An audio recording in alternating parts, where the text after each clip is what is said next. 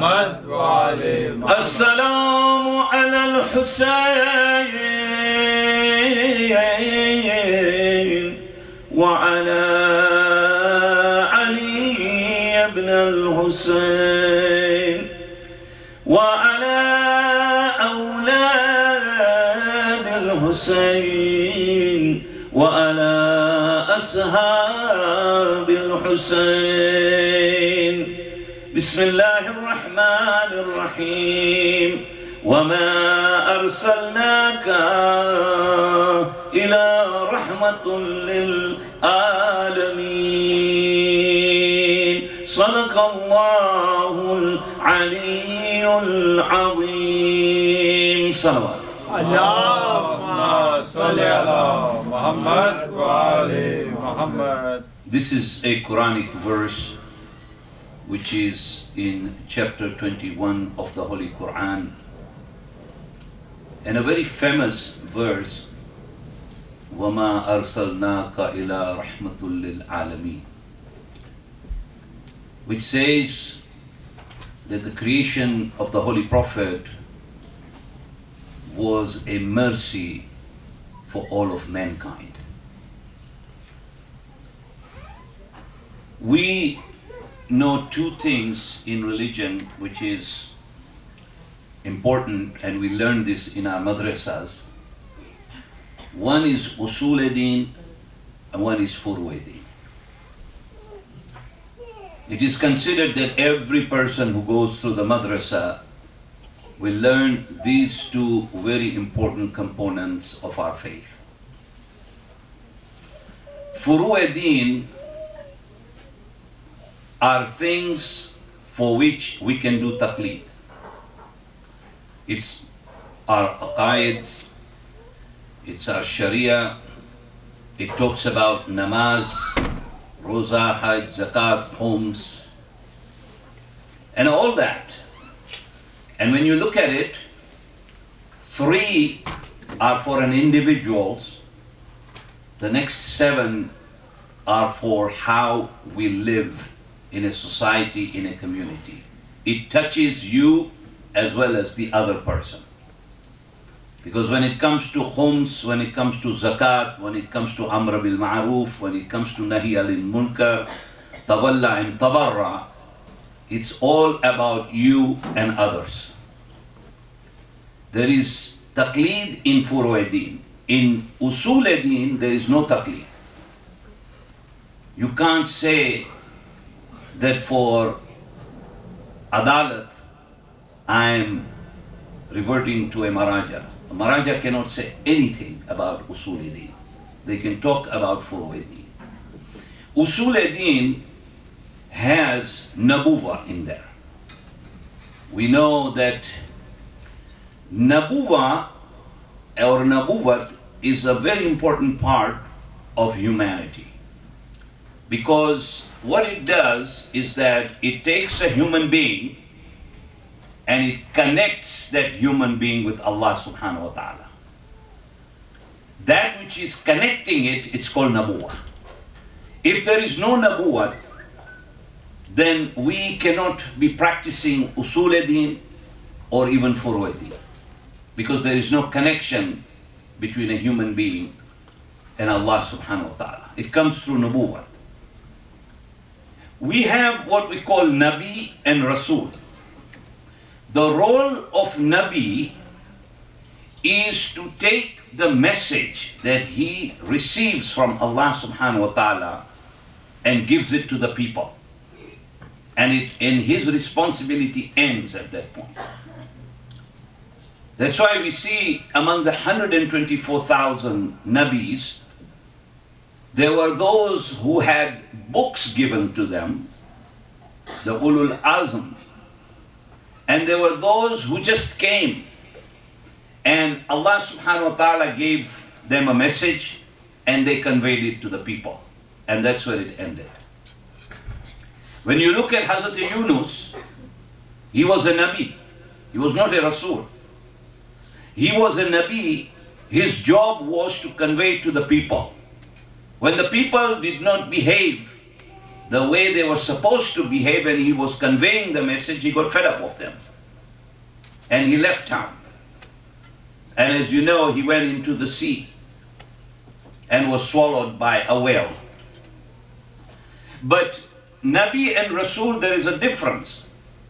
When it is a Rasul, the job of a Rasul is not only to get the message from Allah subhanahu wa ta'ala, but to convey to the public and to let the public know that if you do not follow what I am conveying to you, you will pay the price on the Day of Judgment. All the things that happens. When you look at our Holy Prophet, he was a Nabi and he was a Rasul as well. His job was to get the message and his job was to pass on that message. But beyond that, he had to go and tell the people that if you do not act according to what I am telling you, you will suffer in your life here and in the hereafter. Now we know that when it comes to the Holy Prophet, among the Prophet,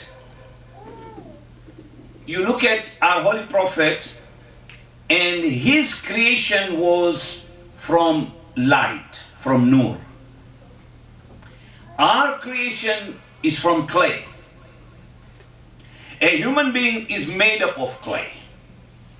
But for Allah to mix that clay, he needed a Nur in it. So he took the Nur, a portion of the Nur of the Holy Prophet, and a portion of the Nur of Ahlul Bayt, which was of Imam Ali ibn Abi Talib alayhi salam. He put those Nur inside the mixture of this clay, and then from there came a human being. When Allah subhanahu wa ta'ala says in the Holy Quran that the Holy Prophet is a mercy for all of mankind, it is because a human being's mixture is a mixture that came from Allah subhanahu wa ta'ala as a nur of Ali ibn Abi Talib and our Holy Prophet.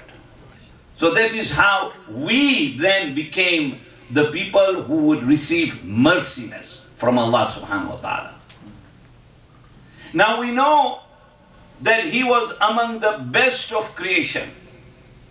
When it came to a prophet, he was among the best of it. But he lived only for 63 years. Thank you. And in 63 years, he spread a religion that is going to be everlasting until the Day of Judgment. But when you look at the Holy Prophet, and you look at his spreading of Islam, one of the difficulties we have in the West is that either somebody is depicting him in a cartoon, not realizing what role the Holy Prophet had played in the survival of mankind. What is our role today in this part of the world?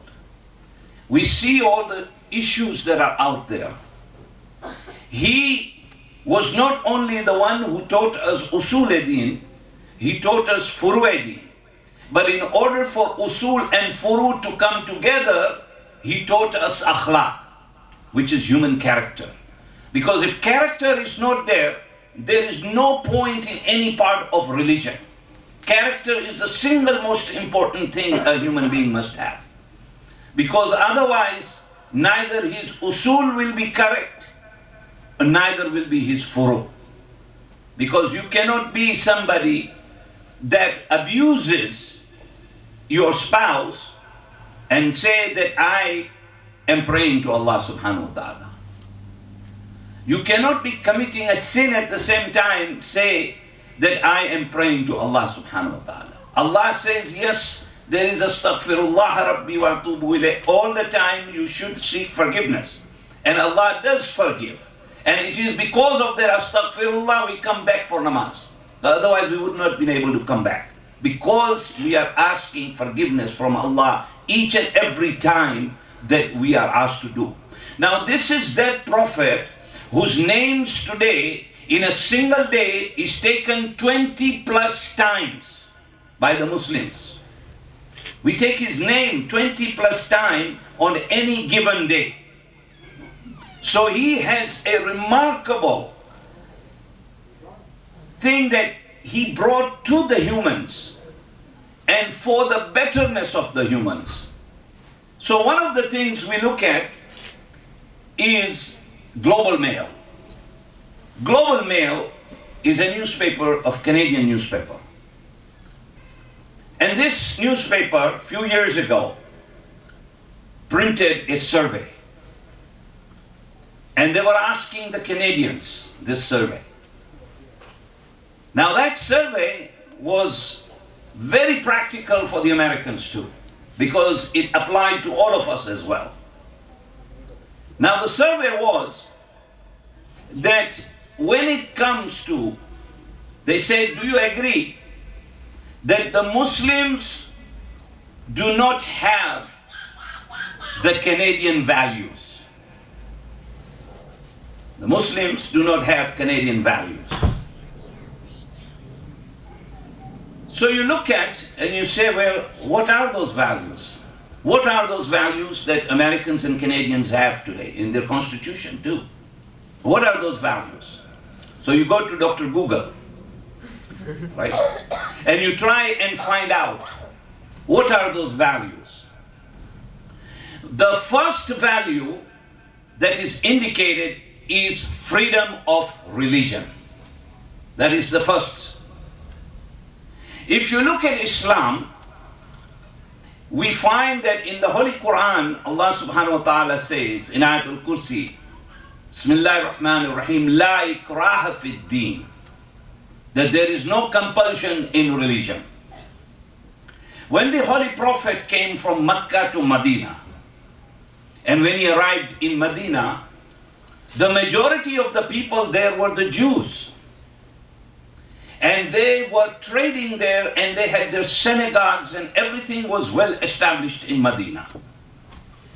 When the Holy Prophet came, and he was the head of the state at that point, he didn't come there and say that I want all the synagogues to be closed. He didn't say that. Nor did he go to the Jews and say that you have to believe in Islam. He never did that. In fact, he built a coalition with the Jews to be able for them to live in Medina freely and practice their religion. So it was never imposed. You look at in Spain. In Spain, near Madrid, there is a city called Toledo. This is a city that has the oldest synagogue in the world today. The oldest synagogue. The architect of that synagogue was a Muslim. Why? Because in that town, there were only two people of faith. There were Muslims and the Jews. There were no Christians. But when Christians conquered Spain, and when they came into Spain, the first thing that was done is they expelled the Muslims and they expelled the Jews.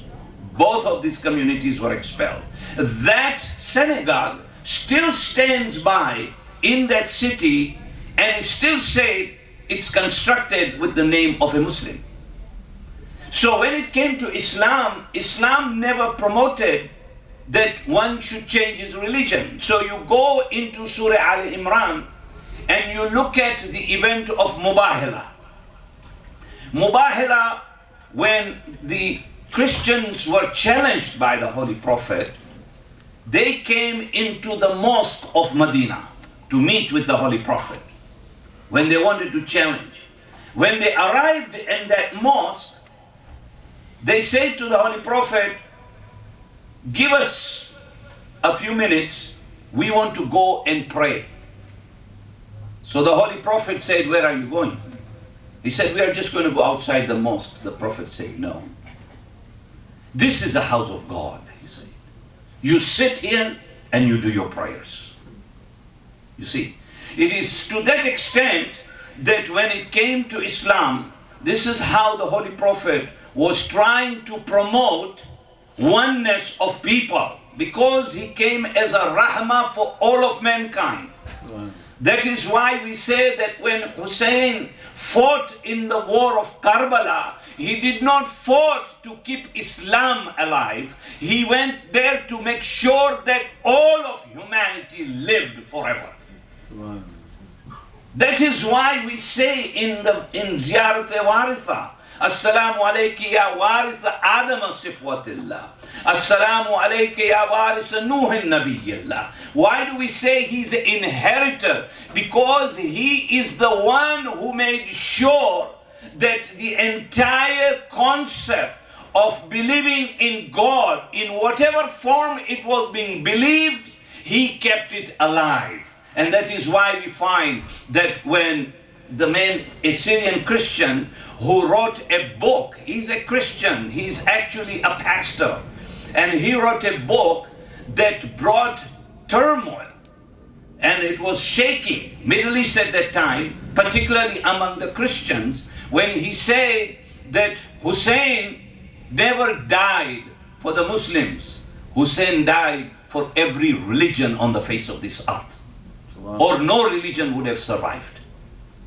So this is what the Holy Prophet was, that he did not come. Unfortunately, sometimes many Muslims look at Prophet Muhammad as just somebody who's a symbol among the Muslims. But he's not. He was a rahmah, he was a mercy for all of mankind, because he wanted to keep the entire mankind in cohesion. Unfortunately, today you see what is transpiring. So you see there, so they say freedom of religion. Well, when it comes to Islam, Islam welcomes all the religion. Why? Because when we sit in Ramadan and when we are doing dua, look at those dua. It says, Allahumma shfi kulle maris. When the word kulle is used in the dua, it doesn't mean me and you. It means all of humanity. That is how that dua is actually helping us understand that the Holy Prophet was trying to convey and strengthen the relationship of all human beings. Then you go in and you say, well, what is the second value in there? The second value says that is about freedom of speech. Islam has never restricted anybody from speaking up. We may restrict somebody, but when it comes to Islam, Islam is wide open. He's saying at that point you can ask anything. That is why when the Holy Prophet goes to Taif, the city outside Medina, when he's trying to convey the message to the people there, he enters the city of Taif and he's trying to explain to them the oneness of God. Instead, people gathered their children, gave them big rocks and said, go and hit him on his head. And the children went and hit the Holy Prophet, to the extent that it is said that his entire body was wounded and there was nobody to help him at that time in Taif. And he comes back home and Janab Fatima Zahra Salamullah alayhi sits and she sits and tries to help him clean the wound. That is what she was doing to the Holy Prophet. But look at it, what the Holy Prophet does. When he gets hit with these stones and he is wounded, at that point he raises his hand and he says, Ya Allah, I ask you to forgive these people because they are ignorant, they just don't know anything. To that extent, the Holy Prophet was praying for the betterment. And it is this very Holy Prophet, right, that he is doing the kind of things you see in the war. One of the wars, when the war was going on, it was an afternoon and the Holy Prophet decided to take a break. So he takes a break and he goes under a tree because there was a shade there. He was all by himself sleeping under that tree. As he was sleeping, There was a person called Gora ibn Haris. He looked at the Holy Prophet and he said, this is the best time for me to kill him. Because there is nobody around him. All his companions are spread out. He doesn't have a sword. I have the sword. He was from the opposition. So he said, I want to go and kill him. So he comes next to the Holy Prophet. He's standing there with his sword. The Prophet is lying down. He's standing above him and he's looking at him and he's saying to the Holy Prophet, can I say something? And the Holy Prophet said, of course you can say anything. And he said, well, let me tell you something. You don't have anybody around you. You don't have a companion. Your sword, you don't have it with you. I have the sword. Now who is going to help you? The moment he said that, the Holy Prophet looked at him and he said, I don't have to worry. Allah will help me. The moment he said that, that word that the Holy Prophet took out from his mouth was so powerful that Gawra himself fell down. He was just shocked that in spite of all this, he is saying that Allah will help him. So he was shocked when he heard that. He fell down, and at that moment, the Holy Prophet got up and took that sword. And he said, Gawra, now you tell me who is going to help you. Right. Look at it. In the Darbar of Sham, Janab Zainab Salamullah alayh, her hands are closed, okay, with ropes. She had chains on her. But in spite of that, she is talking to Yazid. But Yazid said that it were the words of Zainab that eventually turned his kingdom around. They were his words. Because a word is a very powerful thing. And sometimes it is said that the sharpness of a knife is far lesser effective than the word of somebody. And as I was saying in the afternoon prayers, when Ibn Sikkit was there and he had these two students, right, of Mutawakkil whom he was teaching, and at that point when Mutawakkil asked him, because Sikkit was somebody that would never utter a word, he wouldn't say anything, but he was very quietly sitting and teaching these children. And Mutawakkil says to him, he says, tell me, are my sons not better than Hassan and Hussein? And Ibn Sikkit could not stand that. So he said, what are you talking about, Hassan and Hussein? They are not even close to the servant of Ali ibn Abi Talib, Kambar. They are not even close to him. What are you talking about, Hassan and Hussein? Now he had never spoken. But at that moment, the moment he spoke, Mutawakkil ordered that his head be cut off. This cutting of heads is nothing new. Okay. Those who are misguided, the way Mutawakkil had misguided, the way Banu Abbas and Banu Umayyah had misguided people, even those misguided people exist till today. I mean, why have to cut off the head? Just kill him if that's what you want to do. Just shoot him and kill him. Just a couple weeks ago, a 9-year-old Afghani girl her head was chopped off in Afghanistan. Just imagine how ruthless these people are. But what we find is that the ruthlessness of these people has been created by the West for umpteen years. Even when it came to Wahhabism, Wahhabism didn't come just like that. It was through the colonial powers that Wahhabism was put into place.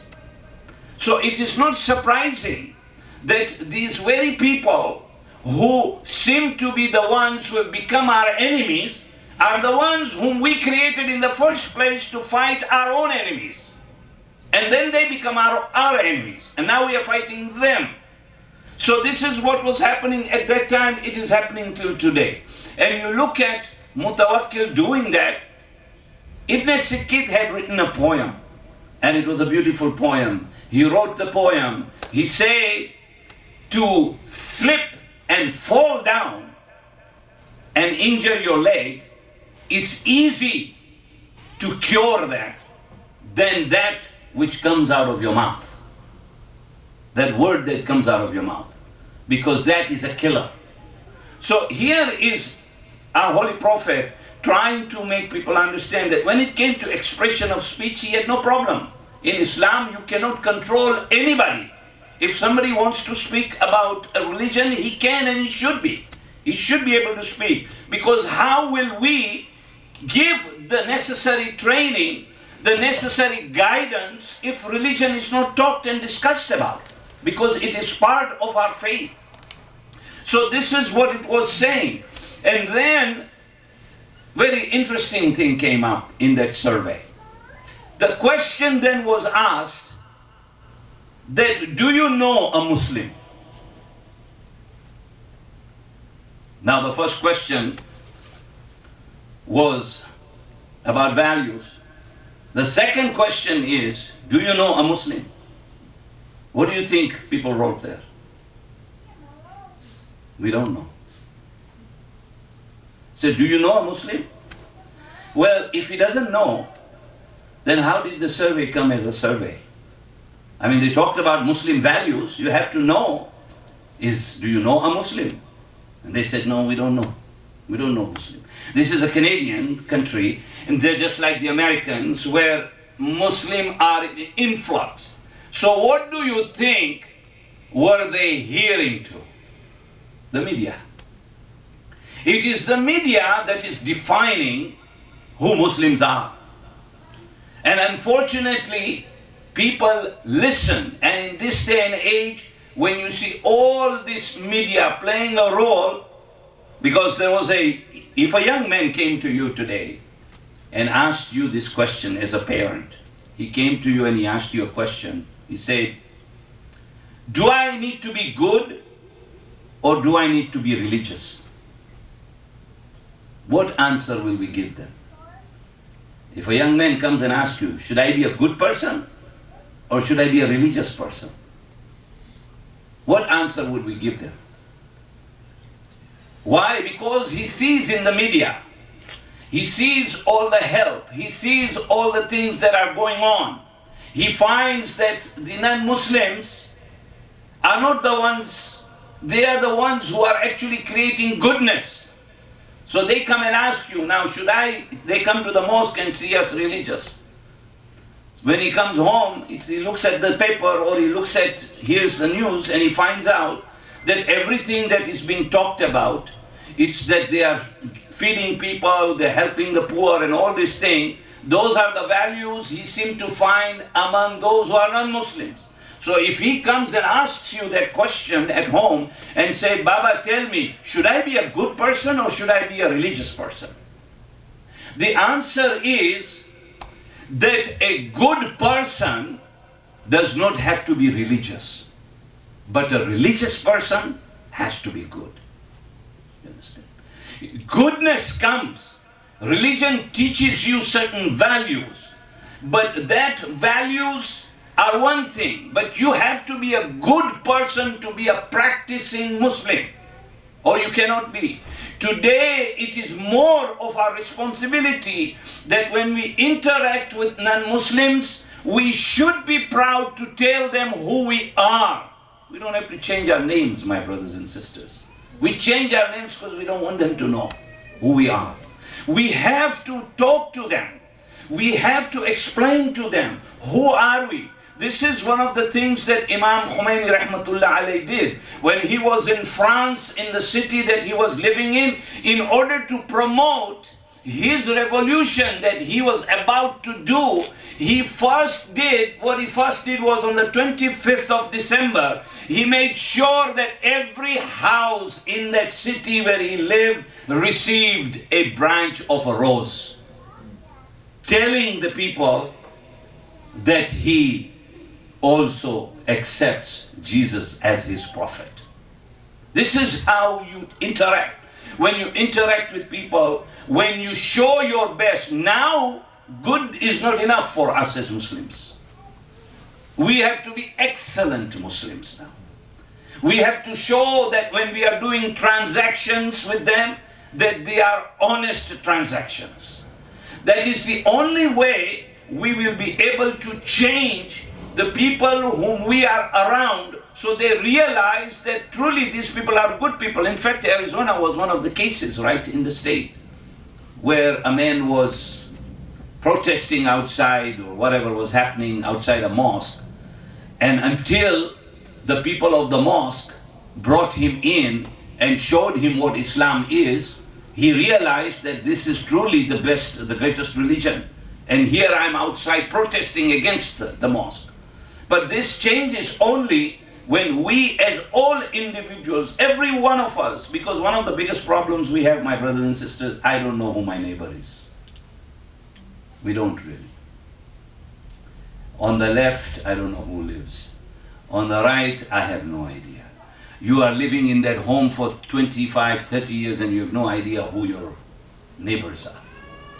When we are told in Islam that when it came away, giving away your assets, your wealth, Allah subhanahu wa ta'ala would have considered the neighbors to be the first recipient of the wealth that you have, because of that nearness that you live in those houses. But these are the things, no matter how small it is. If I am going to take a box of cookies in Christmas and give it to a neighbor, that means a lot, my brothers. If I take a rose and just give them, it is amazing. At one point this year, somebody was shoveling the snow of our neighbor, and one of the family members just went and paid for shoveling that snow. The man came at the door pleading and asking, who are you people that you would do so much kindness to people? In San Francisco, what happens sometimes when you are crossing the toll bridges, you'll find a driver in front of you pay for your $3 toll. He will say, I'll pay for that person behind me. Why? Because that is that goodness that human being has. And those are the characteristics that our Holy Prophet was trying to convey to the people. That truly what makes you great is not that you come and pray. What makes you great is that you pray with greatness in you. That is what makes you. If I finish my prayers, and that is one of the things that I had said earlier, that this is the difference, right? That when it comes to namaz, and we say Allahu Akbar, the moment we say Allahu Akbar in namaz, and it is called Takbiratul Ihram. Why? Because it is a takbir, and in there is ihram. Just like as if you went to Hajj, you are restricted from having to do certain things because you are in ihram. So similarly, when I am standing for namaz, and the moment I say Allahu Akbar, I am disconnected from the world. It is now me and my Lord. I cannot say, well, let me look at my cell phone and see who's calling because it's ringing. And if you do that, your namaz is batil. So therefore, you are now connected to Allah. But the same question was asked to Imam Raza alayhi salam. When Imam was asked, why do we do takbir first? And then when we complete the namaz, we do salam. Why do we do that? Why do we have takbir first and then end up with salam? We should be ending up with takbir also. And the Imam alayhi salam said it is because when you say Allahu Akbar, you are disconnected from the world. But now you have to stay with Allah subhanahu wa ta'ala. The moment you say salam, now you are connecting back to the world. And that is why one of the things we are asked to do is do a musafu. This hand shaking that we do after namaz is so highly recommended that it is said that it removes that hatred, that nifaq that we have in our hearts sometimes.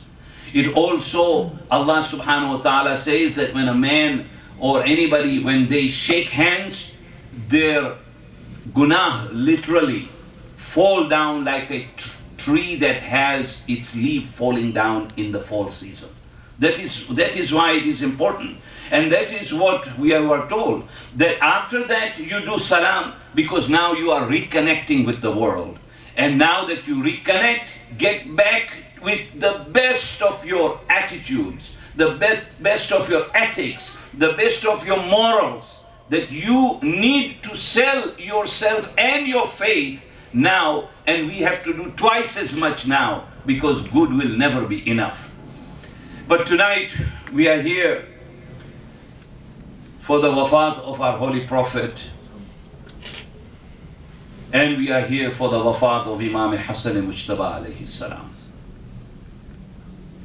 Our Holy Prophet, when he passed away, he literally made the entire ummah, the entire humankind, an orphan, because he left this world. And it was a very difficult time for the Holy Prophet. At one point, he is praying in Khane-e-Kaaba, in Mecca. And some people brought the stomach of a sheep, which was so bloody. They took that and they placed it on the back of the Holy Prophet while he was in his namaz. When he completed the namaz, Bibi Fatimatul Zahra came there and she started to clean. She started to help her father. This is why she was saying that those 18 years that I had, because she only lived for 18 years, were the most difficult time that I had. How difficult it was, to the extent that here is she, after just 3 months after the Holy Prophet, the incident of the door happened to Janabi Fatimatul Zahra. This is how difficult it was for her. The door was pushed to the extent that Imam Hassan Mujtaba used to say that when my mother was coming back after claiming what was her, they slapped her on her face. To the extent that Janabi Fatimatul Zahra, this is when Imam Ali ibn Abi Talib alayhi salam hears this from Imam Hassan after Janabi Fatimatul Zahra was buried. And this is why Imam Ali says, no wonder when I used to talk to Fatima, it seemed like she was not able to see with one of her eyes. But this is how the Holy Prophet was treated. This was the house where an angel would come and knock at the door. But this was the house that eventually the door was broken in. When the Holy Prophet was in his last stage of his life, Janabi Fatimatul Zahra says that I kept my head on the chest of my father. And as I kept my head on her chest, I could feel it that his soul was coming out of his body. Janabi Fatimatul Zahra says to one of the companions after they had buried the Holy Prophet. The Holy Prophet was buried in his own house. Today when we go to Medina, in Masjid Nabawi, that is the very place that the Holy Prophet has been buried, and that is the place where his house used to be. But as people came after the burial, Janabi Fatimatul Zahra would ask them, did you put the soil on my father's grave? This was Janabi Fatima, who had so much difficulty. But at the same time, when you look at her family, Hassan Mujtaba alayhi salam, it is said that when Imam Hassan was given the poison by Ju'da bint Ash'ash in a milk, he started to vomit the liver out of his mouth. When Farwa got the message that Imam Hassan was not feeling well, she called Qasim, who was only 3 years of age, and said, Qasim, go call Zainab Kulsum. Go and call your uncle Hussein. At that moment, this little child says to his mother, how will I explain them what happened to my father? Janab Farwa said, don't worry. She took the shirt of Qasim and tore it down. She tore the amama that he was wearing and said, now go and talk to Zainab Kulsum. When Zainab Kulsum saw Qasim, they knew something was wrong. They rushed towards the house and they helped Imam Hassan Mujtaba. But Imam says to his brother, at the moment I'm throwing out blood, when Imam Hussein saw the blood, he told Farwa to hide the blood from Zainab Kulsum. But when Zainab Kulsum came, he was still vomiting liver out of his body. At that moment, Imam Hassan tells Imam Hussein, oh my brother, I have a wish that you bury me next to my grandfather. Bury me next to my grandfather, because it is a desire of every son who wants to be buried next to his father or mother. Unfortunately, they threw arrows at his body. It is said the arrows went through the janaza and entered into the body of Hassan Mujtaba. This was the first janaza that was brought from the place of burial back home.